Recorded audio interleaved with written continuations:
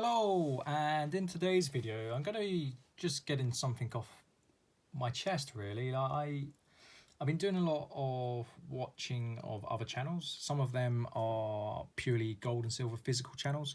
Some of them have been channels based around other types of investment. However, they do have a small position in gold and silver. And I just wanted to put my views out on the gold and silver ratio. It's something that has frustrated me over the past few years, and I think it's frustrated me for a good reason, in the sense that it doesn't make sense why people keep quoting it. In my mind, anyway. I'm gonna get people say, you're wrong, Sean. Like, it's important, and history repeats itself, and yada yada yada." And I've heard it a lot, but I'm not convinced. And I've sat down and thought about the world of gold and silver, precious metals, and I've really tried to come up with what I believe is going on in terms of the ratio and why I think it's potentially wrong to trade within bounds of the gold and silver ratio. Now, you may be asking, but Sean, why have you really been thinking about this? Well, I was watching a channel I sometimes frequent.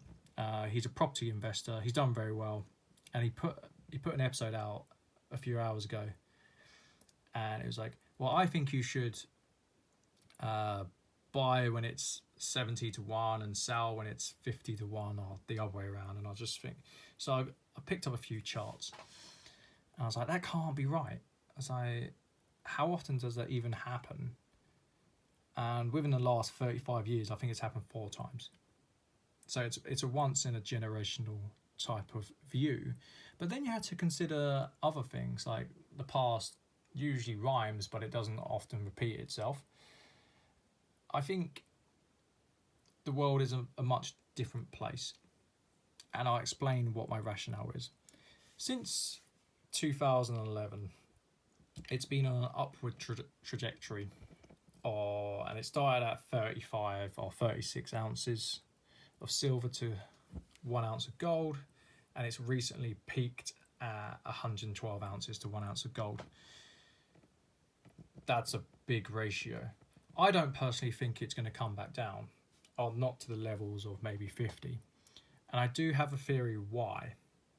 Now, with the excessive amount of quantitative easing that has been pumped into the economy, and mass amount of stimulus packages around the world, I theorise that this money will find itself not only in equities, but it will find itself more in gold than in silver. And you may be thinking, well, why is that? Why have you come to that conclusion, Sean? And the bottom line is, when people have money to spend, if they can afford gold, they will go for gold. A lot of people don't like silver in the fact that it's chunky and it takes up a lot of room. I personally disagree with that, but they don't like it for that reason. Whereas they can have a pot of gold, and it can just sit there, and it's a large store of wealth in a very small amount of space. I actually think that the more that the governments inject this stimulus into the economy, the more people will move towards gold. And the more people move towards gold with free market principles, the more the ratio is going to get stretched. I think the ratio will go up and down in an upward trajectory. I think that's the game we're playing now. If you look at the chart, well, you can't actually see the chart, but from looking at the chart, it's just seesawed up and down from 35, and then it's just climbed and climbed and climbed. Now, before I looked at this chart, I actually made a chart of my own, and I wanted to put in the gold silver ratio in terms of spot price, and also the gold silver ratio in terms of VAT, which is another point why I think the gold silver ratio doesn't really work, but that's a story for another day. I was seeing a trend from the last 10 to 12 years. I did it back to, I think it's about 10 years. I did it back to 2010. And you could argue that's not a big enough data set. But my argument is, if this is an investment, why would you want to be looking at 20 years plus? It's the wrong type of investment. If you want to double your money in 20 years, you can double your money by earning 7% a year. You can do, I think that takes 8 or 9 years. Why would you hold it in physical apart from the fact that you want to hold it to own it? There's no point buying on the back of the gold to silver ratio swinging between 2 points when firstly it's unpredictable, and secondly it may never happen, not in your lifetime. You know, if I am right in terms of what I theorize, and I'm not saying I am, but if I am right, that may never reach that price again.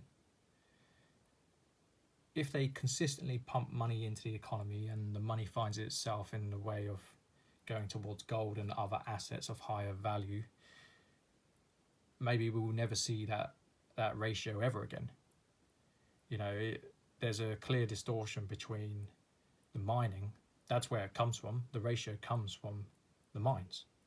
I think it's like 8 to 1. I don't think it's been 8 to 1 for hundreds of years.